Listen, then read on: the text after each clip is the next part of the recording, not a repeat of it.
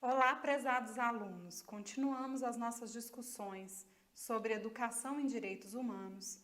Na aula de hoje a gente vai falar a respeito da noção de direitos humanos num plano racional e num plano de percepção histórica. Quando a gente pensa sobre a proteção dos direitos humanos, nós já falamos aqui que parece um pouco estranho a necessidade de se efetivar e se buscar fazer com que as pessoas percebam o quão importante é proteger os direitos dos próprios seres humanos. Entretanto, muitas pessoas que são colocadas em circunstâncias de gestão de Estado, de exercício de poder, dificilmente conseguem perceber a mesma humanidade presente nelas em outras pessoas que façam parte de grupos aos quais elas não participem. Por causa disso, quando se discute nas teorias as principais matrizes, ou seja, as principais bases de proteção dos direitos humanos, necessariamente vai se perceber que os direitos humanos, numa análise racional, passa por uma percepção de que, assim como as normas jurídicas de um Estado, se eles são positivados, obrigatoriamente eles devem ser seguidos. Ou seja, num plano racional, a gente aplicaria aquela regra do dura lex sed lex. Se os direitos humanos estão percebidos e existentes em normas jurídicas que, por serem normas, são obrigatórias, necessariamente eles são importantes e precisam ser efetivados. Entretanto, o que consegue-se perceber é que no plano racional é muito fácil se entender que na letra da lei exista a preocupação com a proteção desses direitos. Mas no plano real, político, social, a grande dificuldade para a percepção de necessidade de concretização desses direitos está no fato de que muitos não vão conseguir entender a importância desses direitos saírem do papel e se concretizarem nas relações político-sociais.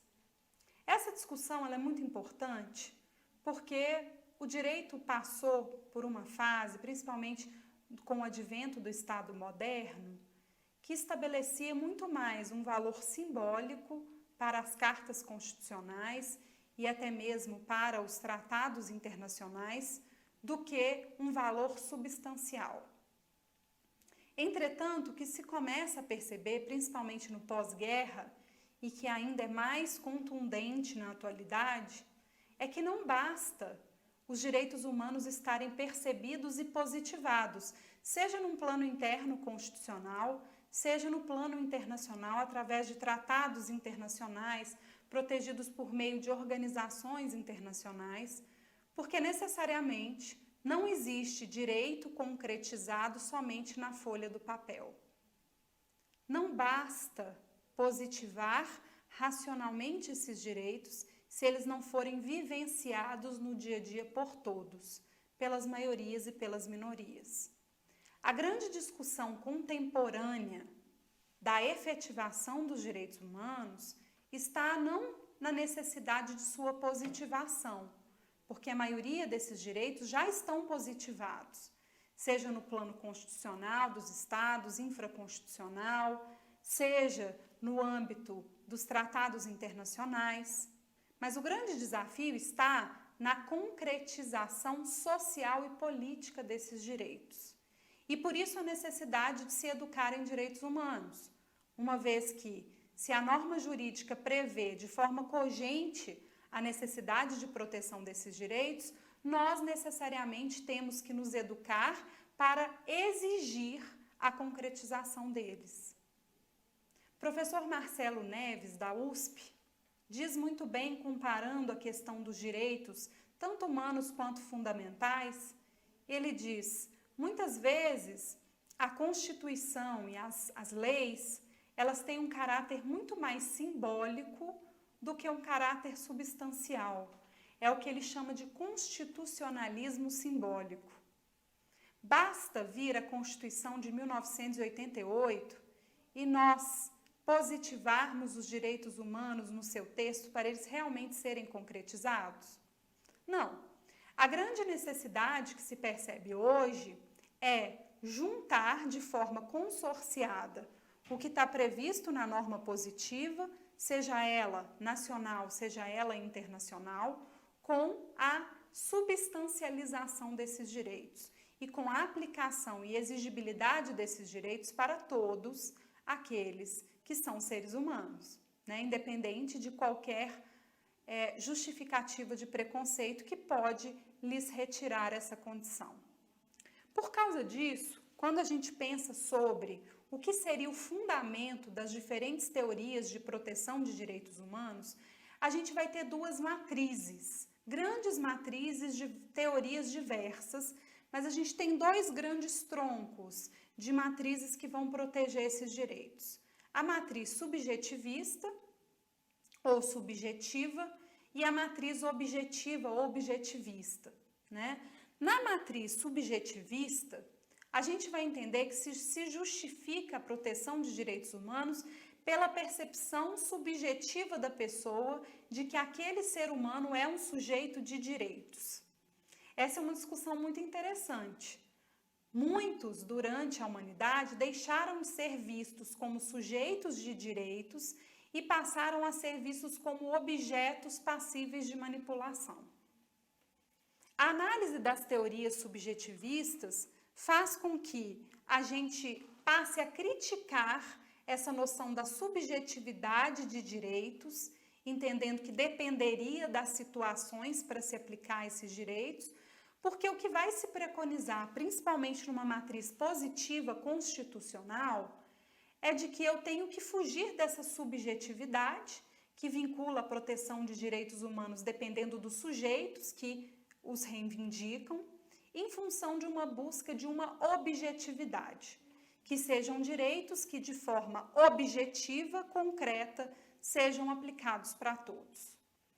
Acontece que é importante estudar essas duas vertentes, primeiro, porque por mais que a gente critique essa subjetividade, em alguns momentos, nos casos concretos, a subjetividade dos sujeitos envolvidos no caso precisam ser levadas em conta, inclusive para se evitar a violação de direitos, principalmente direitos de liberdade, direitos de individualidade, até mesmo de algumas coletividades, que possam parecer viver de forma violadora, mas pode ser que seja somente uma escolha livre de vivência que não seja o padrão que estamos acostumados, já que vivemos num padrão em que se dita muito as regras do que é certo e errado, bom e ruim, numa perspectiva colonial, né? A gente tem uma perspectiva europeia de percepção do justo, de percepção do correto, o que faz com que muitas vezes, se eu desobedeço essa relação vinculada à subjetividade, eu vou muitas vezes violar os direitos humanos de certos grupos, que faz com que eles tenham a possibilidade de fazer as suas próprias escolhas culturais. Mas a matriz subjetiva, ela passa por essa análise. A análise de que a percepção de proteção de direitos humanos passa pela percepção de que aqueles sujeitos são detentores de direitos. Os subjetivistas são aqueles que vão dizer que a atribuição de direitos humanos depende do olhar de quem vê. Então, eu só consigo atribuir direitos humanos para outras pessoas se eu reconheço neles a mesma condição humana que eu tenho. Caso contrário, eu posso violá-los, escravizá-los, e não que isso seja adequado, mas os subjetivistas vão criticar e vão dizer, olha, o grande desafio do ser humano é conseguir perceber o outro como um sujeito de direitos, como ele é. Né? A gente tem vários padrões aí que nos fazem pensar sobre isso, como, por exemplo, o gênero, a cor da pele, a religião, a nacionalidade. São só aí alguns exemplos de critérios que podem ser excluidores da condição subjetiva de sujeito detentor de direitos humanos. Então, é importante entender essa matriz subjetiva para a gente ter em mente essas possibilidades de violação. Já num contexto, nesse contexto de matriz subjetiva, o que a gente vai perceber é a busca de crítica a valores morais que sejam universais, já que a matriz subjetiva vai entender que todos os valores morais são frutos daqueles que os emitem. E vão reconhecer que necessariamente a proteção de direitos humanos precisa levar em conta quem é aquele defensor do direito, quem é o porta-voz do direito. Necessariamente quem fala vai acabar interferindo no discurso. É justamente essa a análise da matriz subjetivista. Eles vão entender, que quando a gente pensa sobre isso, sobre essa noção de uma moralidade, a gente vai perceber claramente que a proteção de direitos humanos precisa levar em conta o que é objetivo, mas precisa respeitar essas subjetividades, para evitar que eu, que tenha mais poder, possa estabelecer um critério de subjugação, para que todos tenham que viver como eu dito, como eu determino. Nesse sentido, Bobbio vai fazer algumas críticas. Ele vai dizer, olha, o grande problema dessa subjetividade que é presente é o fato de que a própria expressão direitos humanos é muito vaga, ela é muito tautológica. O que seria isso? Ela é repetitiva, direitos já não são dos seres humanos, Algumas pessoas têm estudado direitos dos animais, mas direitos já seriam a priori direitos dos seres humanos.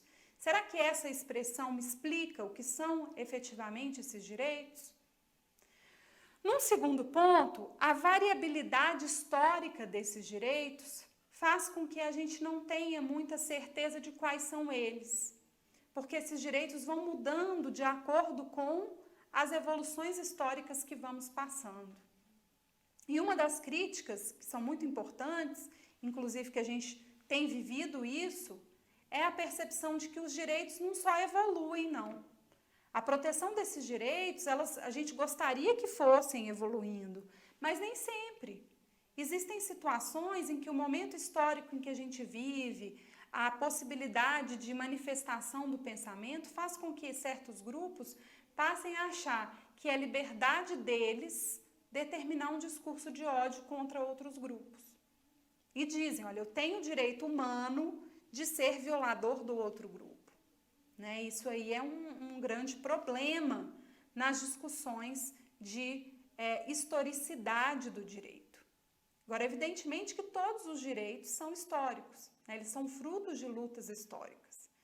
E por isso, não dá para a gente entender objetivamente que eles venham de algo superior ou até mesmo da própria natureza humana de forma espontânea. É isso que os subjetivistas vão dizer. A proteção dos direitos humanos vem da história humana, vem da nossa percepção, da nossa necessidade, da nossa compreensão de efetivação desses direitos. Talvez eles sejam um pouco mais realistas do que os objetivistas. Eles ainda dizem que existe uma grande heterogeneidade na proteção dos direitos humanos. Por mais que a gente defenda a necessidade de uma proteção para todos desses direitos, historicamente, socialmente, nós percebemos claramente como que o direito é muito mais acessível para uns do que para outros.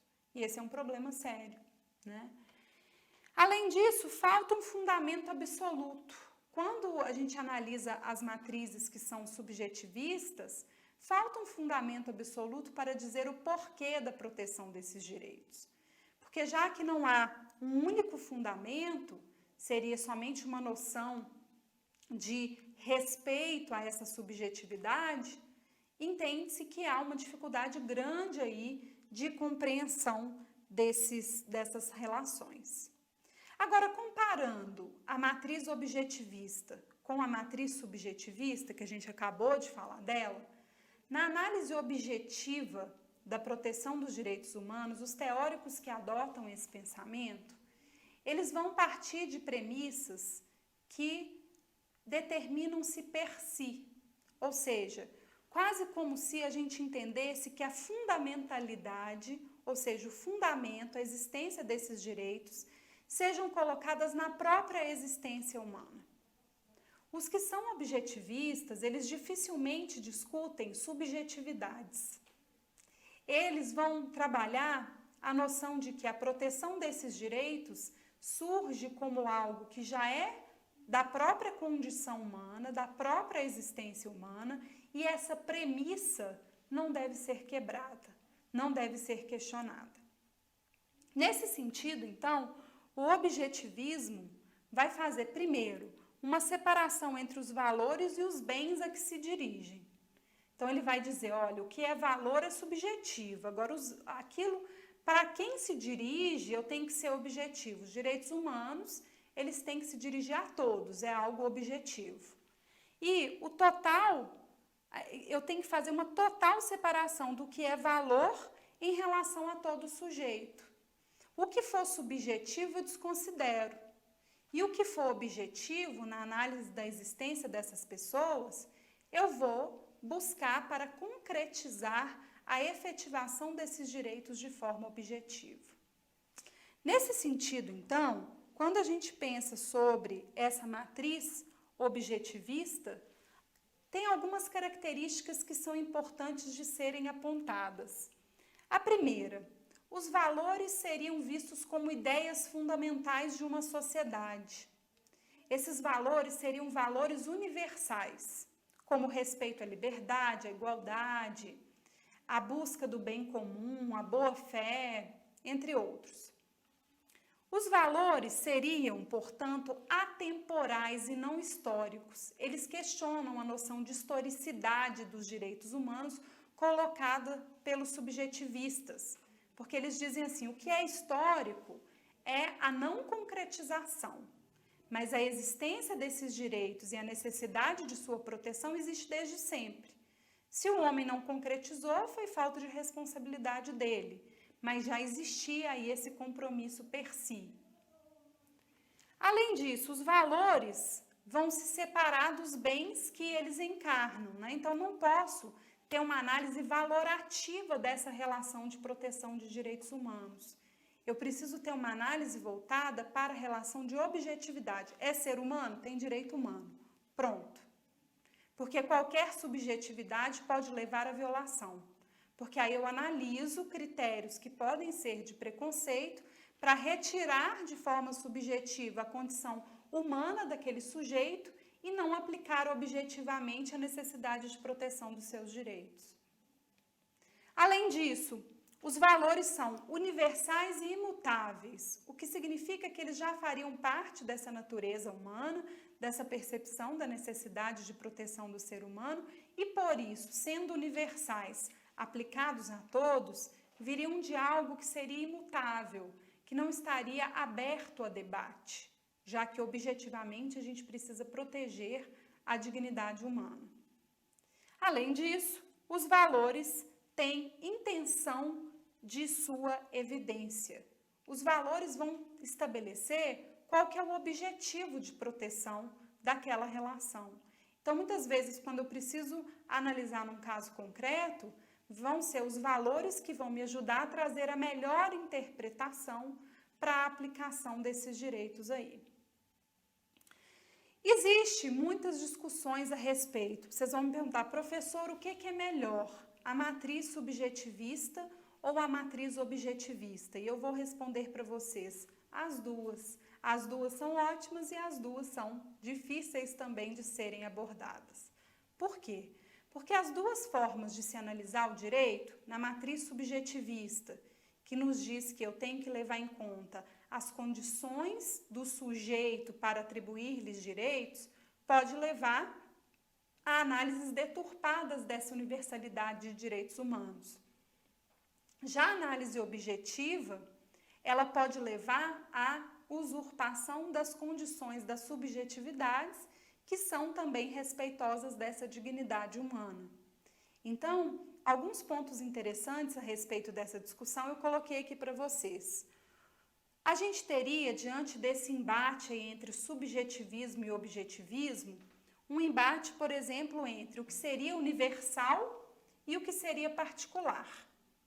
Toda discussão de direitos humanos tem que respeitar as noções de particularidades do que é particular, mas também estabelecer parâmetros de proteção universal.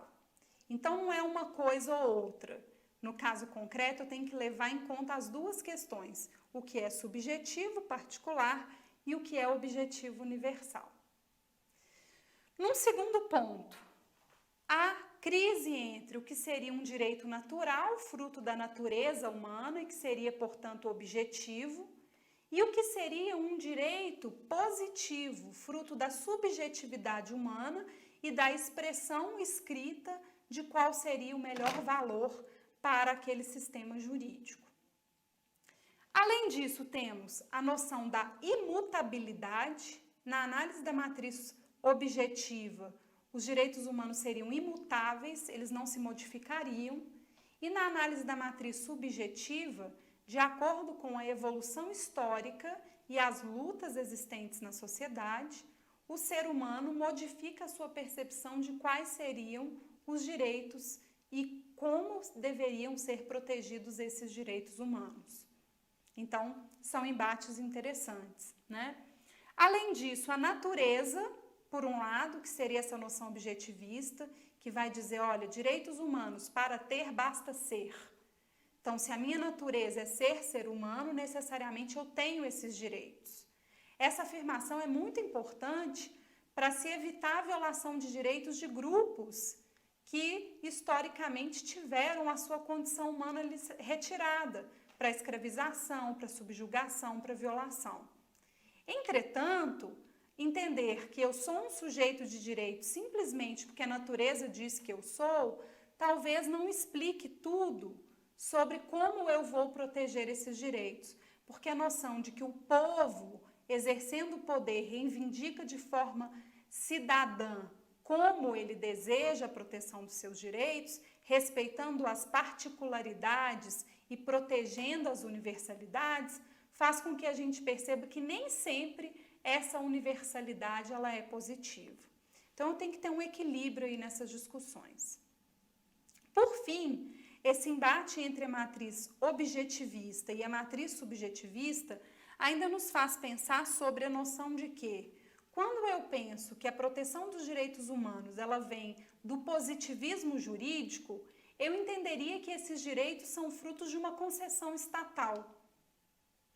Por outro lado, quando eu percebo que a existência da proteção dos direitos humanos se baseia na própria natureza humana, mesmo que o Estado não me conceda esses direitos, eu ainda tenho direito à dignidade, que é o que preconizam os tratados internacionais e os organismos internacionais, justamente para questionar Estados que não sejam preocupados e efetivadores dos direitos humanos das pessoas que ali estão, né?